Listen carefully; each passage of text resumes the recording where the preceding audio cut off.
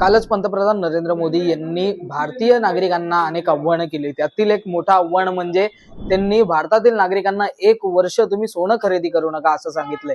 खरं पाहायला गेलं तर एक भावनिक गुंतवणूक म्हणून भारतामध्ये सोन्याला पाहिलं जातं, परंतु नरेंद्र मोदी त्यांच्या या वक्तव्यामुळे नेमकं सोन्याच्या बाजारामध्ये कशा पद्धतीने हाहाकार वाचलाय आणि याचा काही फायदा किंवा नुकसान हे सोन्याच्या बाजारात होणार आहे, त्या संदर्भात संवाद साधण्यासाठी आपल्यासोबत भारतीय गोल्ड असोसिएशनचे प्रवक्ते आहेत जैन सर. आपण त्यांच्याशी संवाद साधणार आहोत. सर, कालच पंतप्रधान नरेंद्र मोदींचं ते वक्तव्य 1 वर्ष सोनं खरेदी करू नका याचा फटका आता सोनारांना पडणार आहे का, असं काही आतापर्यंत बाजारात दिसून आलंय का? नाही, असं काय फटका नाही पडणार, पण त्यांनी हे जे म्हणलं आहे त्याचं मुख्यतः कारण करंट अकाउंट डेफिशिट आली आहे. ते पैसे डॉलर वाढले आहे आणि रुपये कमी झाले आहे. आज डॉलर 97 रुपयावरती गेले आहे आणि 97 रुपयावरती गेले आहे, ते मोठं नुकसान आहे. या वॉरला टायमाला आपली इकॉनॉमी चांगली पाहिजे, तशासाठी त्यांनी रिक्वेस्ट केली आहे की भाई 1 वर्ष સુધી सोना घेऊ नका. सोना खास लग्नात घेते. आम्ही लोकांना रिक्वेस्ट करणार की इन्व्हेस्टमेंटसाठी सोना घेऊ नका. आणि तरी बी $800-900 इंडियाला येतात दरवर्षी. आपण सेकंड हायेस्ट आहेत. त्याच्या आपल्याच अगोदर चायना आहे. चायना 1200 टन सोना घेतात आणि इंडिया 800-900 टन सोना कन्झ्युम करतात. त्याच्यात कमी होणार पाहिजे. हाऊस होल्ड कमी होणार, ते कमी झाला पाहिजे. काहीतरी ते कमी आला तरी अकाउंट डेफिसिट होणार.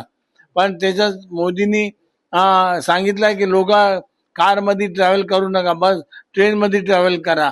आणि ते शेतीसाठी बी जे खाद येतात ते बी आपण इम्पोर्ट करतात, त्याला बी कमी करा. असं तीन साठी जेवढा इम्पोर्ट असते त्याच्यात करंट अकाउंट डेफिसिट असते आणि ते वाचवायचे आहे. त्यासाठी आणि मोदींनी भारताला वाचवायचं आहे एकंदरीत, आणि त्यामुळे कुठेतरी भारताचं होणारं नुकसान हे कमी होऊ शकतं असं वाटतंय. त्याच्यातून काय थोडा फरक पडणार, काहीतरी काय काय थोडा बेनिफिट होणार. नाही, पण सोन्यावरतीच का हा भार पडलाय, हा पण एक मोठा प्रश्न उपस्थित होतो. मेन पण 10,000 करोडचा सोना येतात, त्याच्यात पुष्कळ आपण पेमेंट डॉलर करतात. डॉलर वाढलेला आहेत, 97च्या डॉलर आहेत आणि डॉलर वाढलेल्यामध्ये डॉलरचा पेमेंट होतात. काहीतरी करंट अकाउंट डेफिसिट येतात. ते डेफिसिट थांबायसाठी यांनी आवाहन केलं.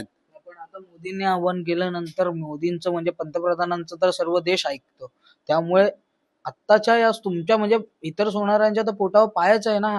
मग त्यामुळे तुम्ही काय करणार आहात? ऍब्सोल्युट आम्ही काही नाही करणार. ते कारागीर फक्त मुंबईला इंडियाला कारागीर 3 करोड कारागीर आहे. 25 लाख दुकाने आहेत, ते सगळे बंद होऊन जाणार आणि कारागीर पळून जाणार इथून. ते कलकत्ता बेंगॉल वरून आलेले आहेत, ते बी काम बंद करून पळून जाणार. ते नुकसान होणार मोठा. पण नागरिक हे खरंच त्यांच्या आव्हानाला प्रतिकार देतील, म्हणजे ते खरंच सोनं विकत घेणं थांबवतील असं वाटतंय? कारण आजच्या परिस्थितीवर काय वाटतंय, म्हणजे कालच भाषण झालंय, आज मार्केटमध्ये अजून बघा ना, घरात आलेले आहे, कस्टमर आलेले आहे, तसं काहीच नाही. तसं काय ओकेजन असेल तरी कस्टमर घेऊ त्यांनी आणि त्यांना दागिने देऊ. पण आम्ही ते इन्व्हेस्टमेंटसाठी जे सोनं त्यांना पाहिजे त्याच्यासाठी आम्ही त्याला थांबू की नाही बाई, नाही घेऊ नको, काहीतरी ते सोनं वाढवणार. या संदर्भात तुमची असोसिएशन मुख्य आणि असोसिएशन बी सगळे असोसिएशन जॉईंट होऊन पंतप्रधानला भेटायला जाणार. आणि काय एकंदरीत आव्हान काय करणार आहात तुम्ही रिक्वेस्ट करणार की भाई असं हे जे तुम्ही सांगितलं आहे 1 वर्षासाठी, तसं बोलू नका परत. काय ते पब्लिकला घ्यायला नको आणि नुकसान झालेलं आहे. नाही, पण आता ह्या सगळ्या गोष्टींकडे पाहता तुम्हाला एकंदरीत आतापर्यंत यावरती काही तोडगा सोनारांच्या असोसिएशन मध्ये नेमके काय, आता तुम्ही यावरती तोडगा काढणार आहात का? नाही, आम्ही जाऊन त्यांना फक्त भेटायला रिक्वेस्ट करणार, भेटणार आणि रिक्वेस्ट करणार काय त्यांचे स्टेटमेंट परत घ्यायला. नाही, पण जर सोनं 1 वर्ष जर नागरिकांनी खरेदी केलं नाही किंवा काही कमी प्रमाणामध्ये, तुम्ही सांगताय की आम्ही इन्व्हेस्टमेंट म्हणून कुणाला सोनं खरेदी करा असं सांगणार नाही आहोत, पण जर लोकांनी जर सोनं कमी खरेदी केलं तर त्याचा भाव वाढणार आहे, कमी होणार आहे, नेमकं काय असं होणार आहे? भाव तरी वाढणार. भाव आज 1.5 लाख रुपये आहे, भाव वाढून पुढच्या दिवाळीला 2 लाख होणार. पुढच्या दिवाळीपर्यंत हा भाव 2 लाखापर्यंत जाणार आहे.